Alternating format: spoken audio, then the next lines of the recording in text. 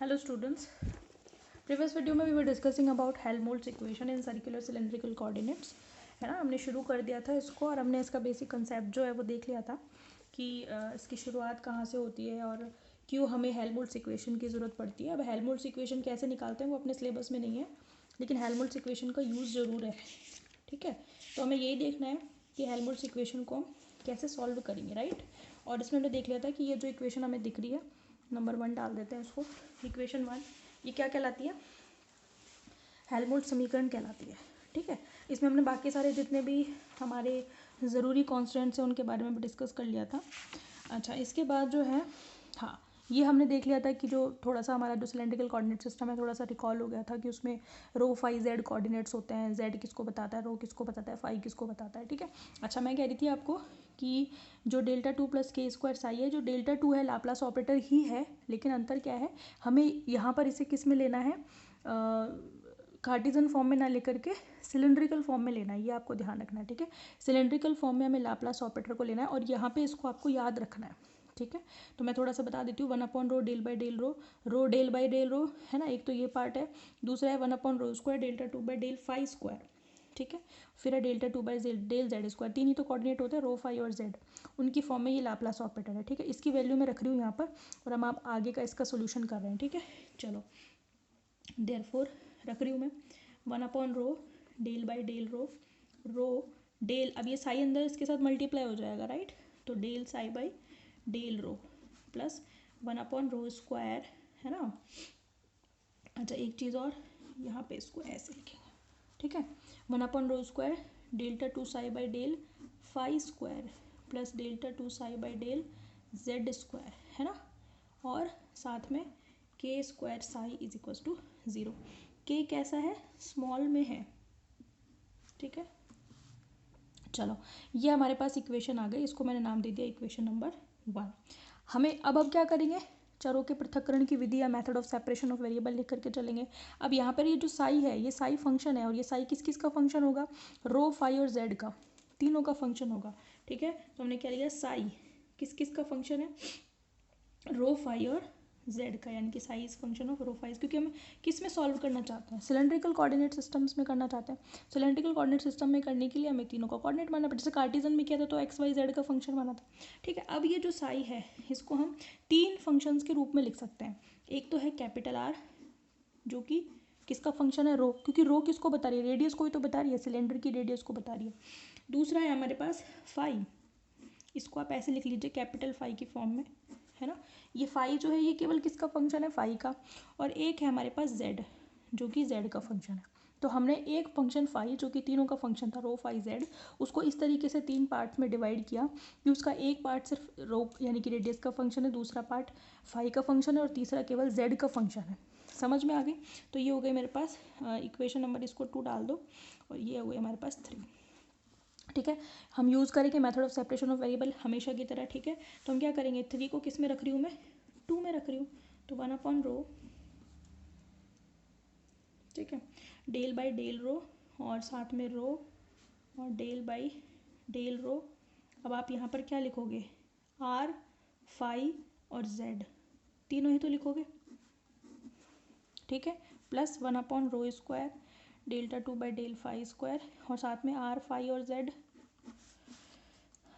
अरे भाई तीनों का फंक्शन है ना, तो psi is equals to R phi Z लिख सकती हूँ ना। अब अगर आप चाह रहे हो तो ऐसे पूरा लिख देना, आर का फंक्शन रो, फाई का फंक्शन फाई, जेड का फंक्शन जेड, ऐसी फॉर्म में लिख देना, ठीक है।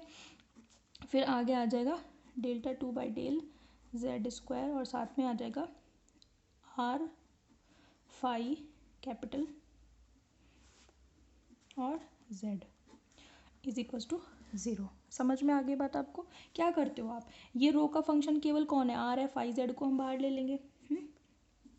पूरा कर रही हूँ इसलिए method of separation of variable इसीलिए कर रही हूँ कि अगर किसी को वहाँ डाउट रह गया हो तो यहाँ क्लियर हो जाए, डाउट क्लियर हो जाए, ठीक है। चलो, अब आर और जेड को बाहर ले लो।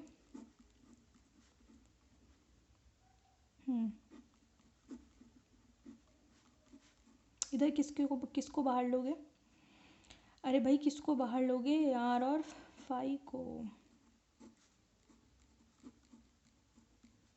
अब किससे डिवाइड करोगे, 3 से, इक्वेशन 4 को 3 से डिवाइड कर दूँ तो मेरे पास क्या आएगा, मेरे पास आएगा 5z कैंसिल हो जाएगा, क्या बचेगा 1/रो आर रो, केवल जो आर बचेगा ना वो किसका फंक्शन है, रो का फंक्शन है, del by del rho, del sorry rho और डेल बाई डेल रो, और आर अंडरस्टूड है, आर रो का फंक्शन है।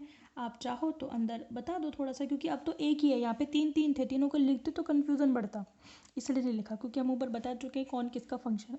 ठीक है, चलो फिर डिवाइड करेंगे हम इक्वेशन 3 से, तो आर और जेड, ये आर और जेड से कट जाएगा, नीचे क्या बचेगा 5, तो क्या बचेगा 1/रो² 5, जो कि किसका फंक्शन है 5 का, और साथ में डेल्टा 2/डेल 5², कैपिटल 5 जो किसका फंक्शन है 5 का।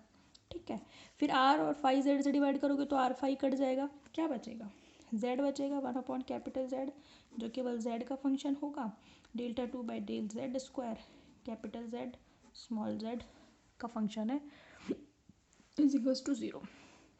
सही बात है। अब ये जो इक्वेशन 5 आपको दिख रही है, इसमें आप क्या कहोगे इस इक्वेशन को देखकर, क्या इसका हर पार्ट केवल एक ही वेरिएबल पर डिपेंड कर रहा है क्या? फर्स्ट टर्म को देखो, हाँ फर्स्ट टर्म को देखकर हम कह सकते हैं कि पहली वाली जो टर्म है ये कंप्लीटली रो पर डिपेंड कर रही है। ठीक है, जो आर आ रहा है वो भी रो पर डिपेंड करता है, जो नीचे आ रहा है वो भी रो पर डिपेंड करता है, जो जेड है थर्ड टर्म वो भी केवल जेड पर ही डिपेंड करती है। लेकिन अगर आप देख रहे हो तो जो सेकंड टर्म है वो कम्प्लीटली 5 पर डिपेंड नहीं कर रही, उसमें ये रो भी आ रहा है, रो² भी आ रहा है। समझ में आ गई? तो इसका हम निकाल लेंगे तोड़, कोई दिक्कत नहीं है, ये कोई इशू क्रिएट नहीं करेगा। ठीक है, तो हम शुरुआत कर लेते हैं एक बार इसके पहले किसकी किसकी सॉल्यूशन की। तो हमें दिख रहा है कि ये कम्प्लीटली रो पर डिपेंड कर रहा है, ये कम्प्लीटली जेड पर डिपेंड कर रहा है, ये नहीं कर रहा है, तो इसका हम इलाज कर लेंगे, कोई दिक्कत नहीं है। ये वाला पार्ट तो कर रहा है ना कम्प्लीटली जेड पर डिपेंड, तो इसको तो हम किसी कांस्टेंट के बराबर मान सकते हैं। तो हम यहाँ लिखेंगे इन equation 5 third term depends upon only z variable. ठीक है, therefore we can consider it equal to a constant। इसलिए हम इसको किसी कांस्टेंट के इक्वल मान सकते हैं, क्योंकि केवल एक ही वेरिएबल पर डिपेंड करता है, और वो कौन सा वेरिएबल है z। ठीक है, तो मान लो ज़रा इसको एक कांस्टेंट के इक्वल। क्या है थर्ड टर्म, ये है,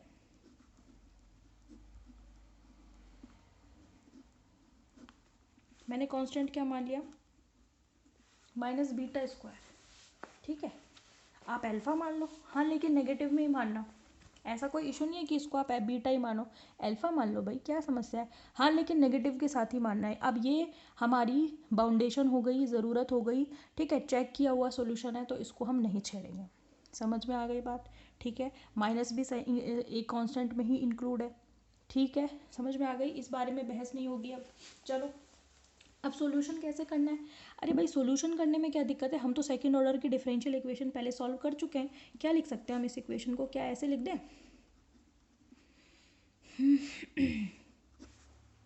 देखो ये यहाँ पे मल्टीप्लाई होगा और फिर ये इधर आएगा, तो हम इसको ऐसे लिख सकते हैं β², है ना।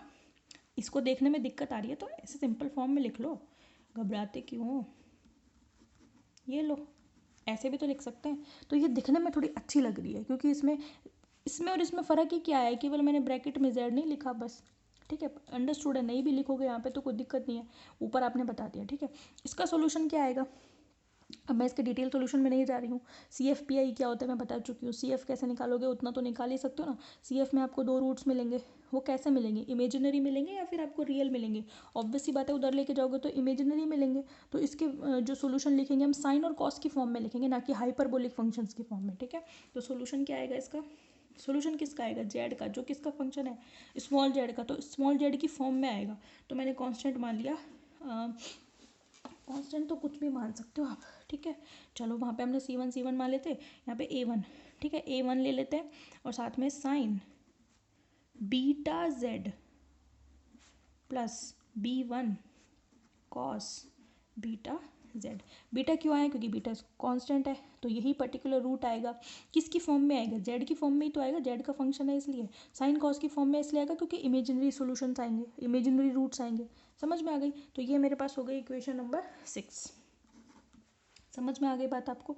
तो अब आपको क्या करना है, ये जो आपकी इक्वेशन नंबर 5 है, ठीक है, इक्वेशन नंबर 5 में इसकी जगह पर तो हम लिखेंगे माइनस बीटा स्क्वायर, क्योंकि हम मान चुके हैं इस चीज़ को, ठीक है। यहाँ पे माइनस बीटा स्क्वायर लिखेंगे और इस पूरी इक्वेशन को मल्टीप्लाई करेंगे रो स्क्वायर से।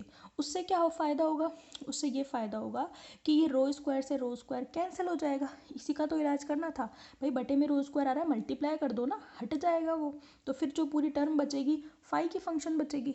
समझ में आ गई। तो इसका तोड़ निकाल लिया हमने कि हम पहले तो हम कांस्टेंट रखेंगे, कांस्टेंट रखने के बाद इस पूरी इक्वेशन को क्या कर देंगे, रो स्क्वायर से मल्टीप्लाई। तो मैं लिखेंगे now put इक्वेशन, इसको डाल दो आप कैपिटल ए, ठीक है, equation capital A in equation 5 and multiply that by rho square, ठीक है।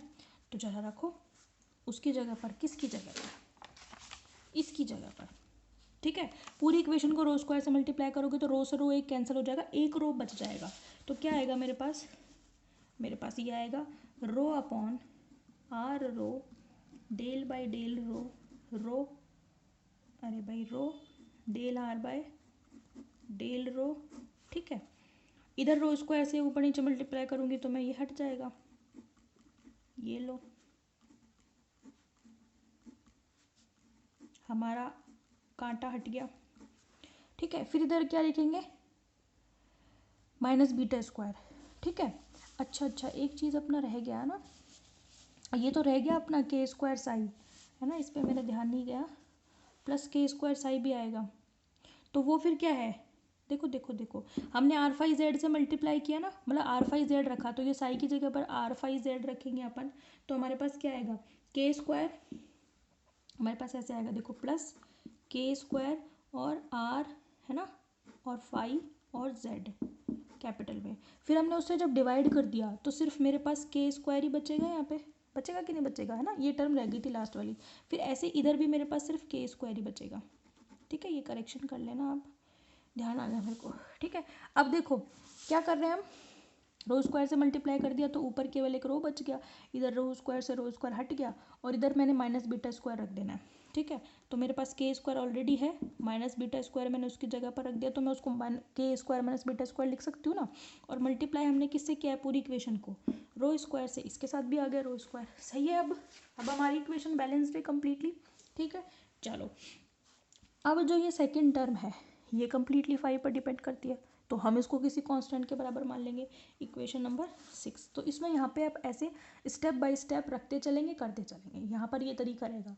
कर हम काम वही रहे जो हमने पहले किया था, कुछ भी नया नहीं करे।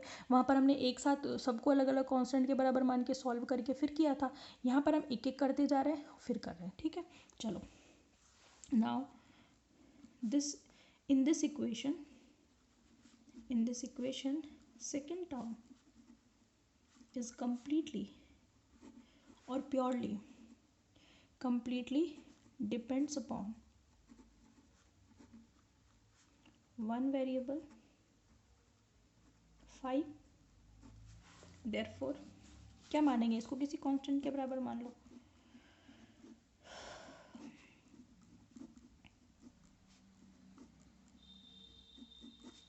क्या मानो, मान लेते हैं उधर बीटा माना था, यहाँ पे हम,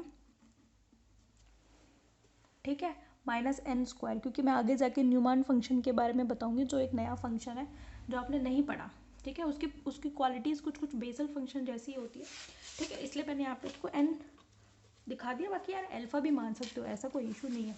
तो अब अल्फ़ा को कह देंगे न्यूमान कांस्टेंट, ठीक है। तो मैं तो जिस तरीके से कराती आ रही हूँ उसी से करा रही हूँ, ठीक है। बाकी आपकी मर्ज़ी है, आप कांस्टेंट कुछ भी मान सकते हो, ठीक है। ऐसे लिख दो, इसको इधर ले आओ, n square phi is equal to 0। Solution क्या आएगा इसका, है भाई, सोल्यूशन क्या आएगा, सोल्यूशन आएगा, किसका आएगा सोल्यूशन, फाई का आएगा, कैपिटल फाई, जो किसका फंक्शन है, स्मॉल फाई का। यहाँ पर भी क्या होगा, इमेजिनरी रूट्स आएंगे। इमेजिनरी रूट्स आएंगे तो जो सोल्यूशन आएगा वो साइन और कॉस की फॉर्म में आएगा। क्या आएगा, A1 B1 वहाँ मान लिए थे हमने कांस्टेंट, यहाँ पर क्या मान लेंगे, A2 B2 मान लेते हैं। A2 sign N phi small वाला है, ठीक है, plus B2 cos N phi. मुझे नहीं लगता इस सोल्यूशन में कोई दिक्कत होगी आप लोगों को। Equation number 7। तो हमारी दो टर्म्स का काम हो गया, इसका भी और इसका भी। फिर ठीक है, अब हम देखेंगे कि इसको कैसे सॉल्व करेंगे, फिर आगे देखेंगे इसी में बेसल और न्यूमान फंक्शन के क्या रोल प्ले करता है इसमें। ठीक है, इंपॉर्टेंट है, देखेंगे हम इसको और नेक्स्ट वीडियो में आगे कंटिन्यू करेंगे। Alright, thank you so much.